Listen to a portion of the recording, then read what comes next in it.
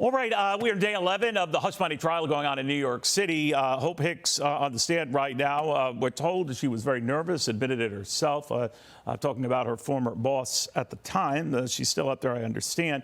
But again, you do have to wonder if Donald Trump is convicted of any one of these charges, how that would register. There's a poll out in the New York Post, among other places, that shows it would tighten the race up somewhat, but it doesn't automatically mean that Joe Biden is a beneficiary. These are weird times here, to put it mildly. Barry Goldwater Jr. joins us right now, the former California Congress member, 1969 to 1983. Of course, the son of Arizona Senator Barry Goldwater, who ran for president in 1964. Barry, good to see you again. Good to see you, Neil.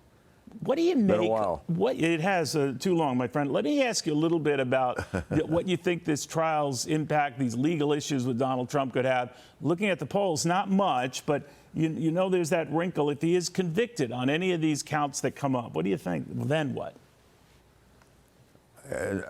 Trump will win. That's what I think. The vote will be against Biden because of his lack of good leadership.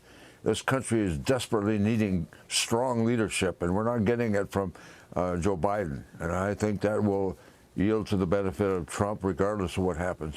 You know, Barry, you and I have chatted about this before. I think of your dad, and had he waited to run 4 years later, when we had all the stuff we're kind of experiencing right now with protests, a lot more severe then and a lot more raucous back then, I grant you, he might have had a different outcome than the blowout of 1964 when Lyndon Johnson won.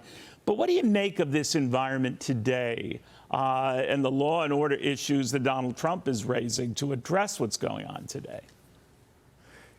You know, if you look historically, Neil, when there is unrest in this country, it historically has always been an in-kind contribution to the right, to mostly Republicans.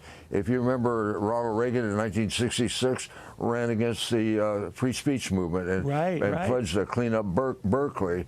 And then you had Nixon ran on law and order, and Ronald Reagan sent in the troops.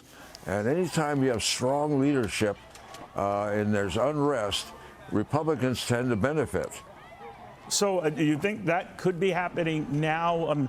You know, Donald Trump has been pounding that theme that we've got law and disorder going on in this country, and he would put a stop to that. He would not allow these kids to do what they've done to the American flag and to just blast the United States or talk of the anti-Semitism and worse that he sees running rampant. What do you think of that? Well, our universities are a place for education, not for violence. And it's sad that our administrators of these universities, our chancellors and the presidents, aren't taking charge and bringing and doing something about that. I recall back in 1970, when I first ran for Congress, we had UC Santa Barbara riots where they burnt down the Bank of America. Right. A student was shot, and you remember S.I. Hayakawa, that's one out of the past. He jumped up on top of a sound truck and pulled out the speaker wires and told the students to go back to class. And 5 years later, he was elected to the United States Senate.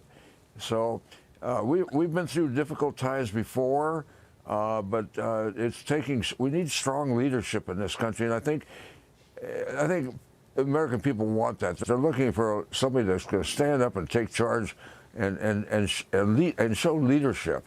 We don't have that with Biden or even the left.